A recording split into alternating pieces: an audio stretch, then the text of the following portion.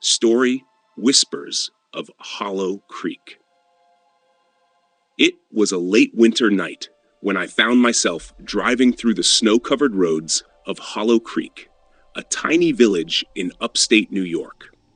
I had come for a weekend getaway to escape the stress of city life, but the moment I arrived, something felt off.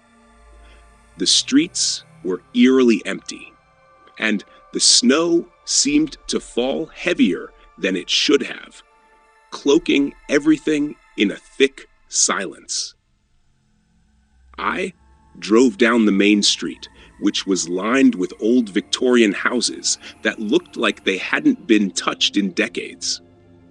The windows were dark, their shutters creaking in the wind. I pulled up to the local inn and was greeted by a man in his 50s with graying hair and a somber expression. "You're the only guest tonight?" he asked, his voice low and unwelcoming. "Yeah, I guess so," I replied, feeling a chill run down my spine. "Well," he said, gesturing toward the lobby, "make yourself comfortable and stay out of the basement." There was something in his tone that made the hair on the back of my neck stand up. But I brushed it off as nervousness and set my things down in my room. As the night wore on, I began to hear strange noises coming from below my room. At first, it was just a soft scratching sound, like something dragging across the floor of the basement. Then it grew louder, and I heard faint whispers murmuring through the floorboards. I tried to ignore it at first, but as the hours passed, the whispers grew clearer. "Help us," they seemed to say. "Don't leave us here." I couldn't shake the feeling that I wasn't alone in the inn.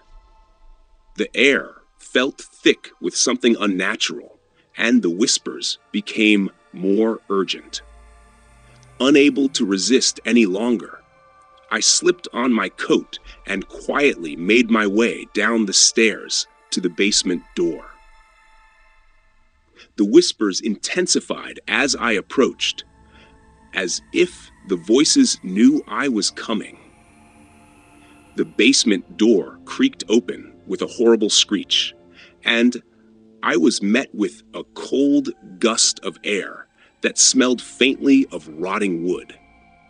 I stepped down the stairs, my heart racing in my chest. At the bottom, the room was filled with old furniture covered in dust, but something was strangely off about the place. In the corner of the basement, I saw a small wooden door that I hadn't noticed before. The whispers were coming from behind it. I reached out to touch the doorknob, but the moment my hand made contact, the whispers suddenly stopped. I hesitated for a moment, but the curiosity was too strong. I turned the knob and opened the door. What I saw inside made my stomach drop. The room was filled with old, faded paintings of people who looked like they had been trapped in time for centuries. But the strangest part was the floor. It was covered in what looked like fresh dirt, and in the middle, there was a massive stone circle etched into the ground. The whispers came back with a vengeance. But this time, they weren't just whispers. They were shouting, pleading for me to leave, to get out before it was too late. But it was too late. The stone circle began to glow with a pale blue light, and I felt myself being pulled toward it against my will. My eyes blurred, and I could feel my body growing heavier, as if the air was turning to stone. The last thing I remembered was the echoes of a woman's voice calling my name, fading into the darkness. When I woke up, I was back in my room at the inn, the sun just beginning to rise over the snow-covered village. I was alone, and the whispers were gone. But when I looked out the window, I saw a figure standing in the distance, watching me from the woods. I left Hollow Creek that morning, but I never forgot the feelings of those whispers and the cold hands that pulled me toward the darkness. And now, whenever I close my eyes, I hear the whispers calling me back. Second story, The Shadows of Cedar Falls. It was a bitterly cold evening when I drove into Cedar Falls, a remote town hidden deep in the mountains of Tennessee. I had heard about Cedar Falls from a travel blog that described it as a beautiful and forgotten place, a hidden gem for those seeking solitude and peace. I was looking for an escape from the chaos of my life, so I decided to spend a few days there, hoping the quiet town would offer the rest I needed. The town itself was beautiful, with its quaint log cabins and tall trees that stood like silent guards around the village. The streets were empty, except for the occasional car driving by, its headlights piercing the thick fog that settled over the town like a blanket. I found the local inn, a small stone building on the edge of town, and checked into a room on the second floor. The innkeeper was an older woman named Martha, with thin gray hair and a quiet manner. She gave me a room at the end of the hallway, next to a staircase that led up to the attic. She seemed a bit too nervous for someone in such a small town, and when I asked her about the town's history, her face grew pale. Some things are better left unsaid, she whispered.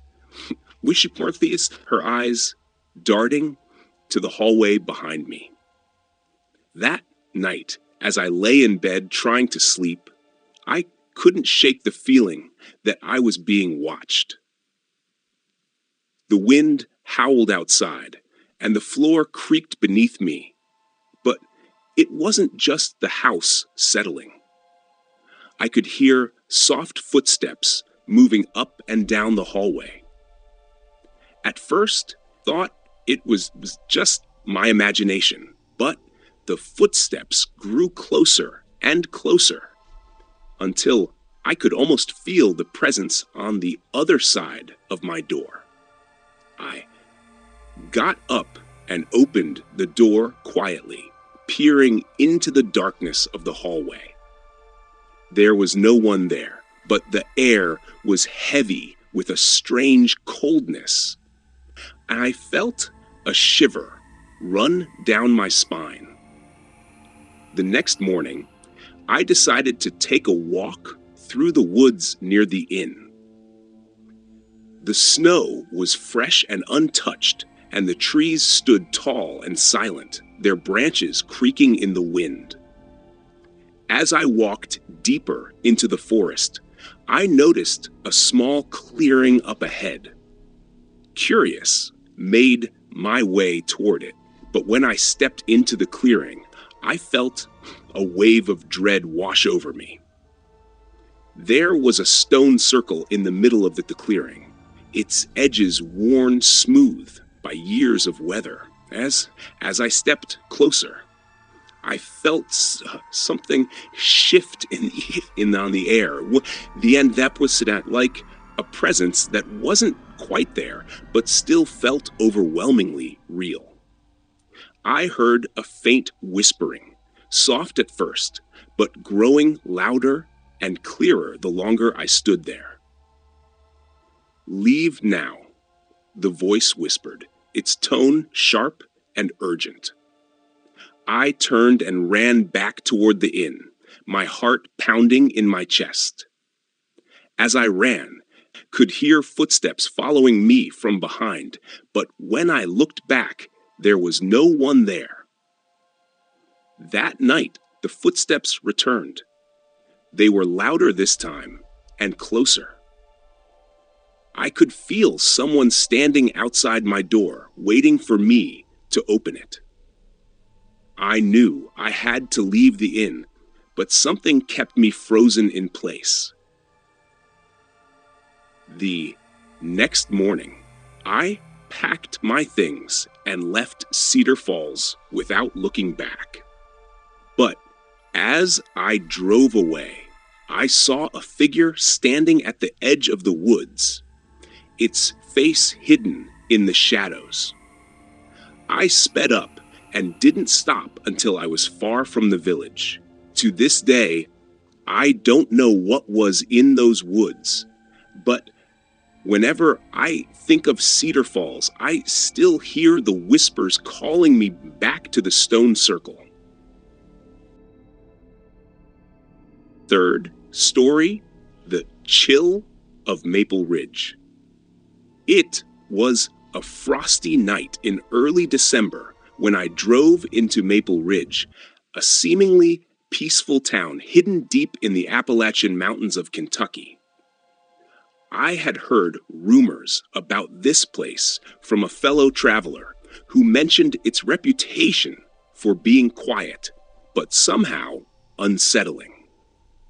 Looking for a quiet escape from the busy city life, I decided to spend the weekend there, hoping to find some rest.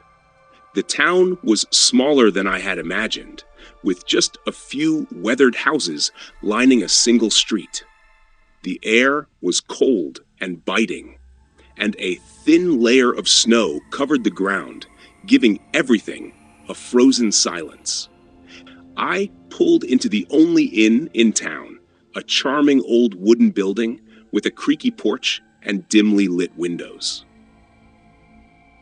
The innkeeper, a woman in her 60s named Esther, greeted me with a slow smile that didn't quite reach her eyes.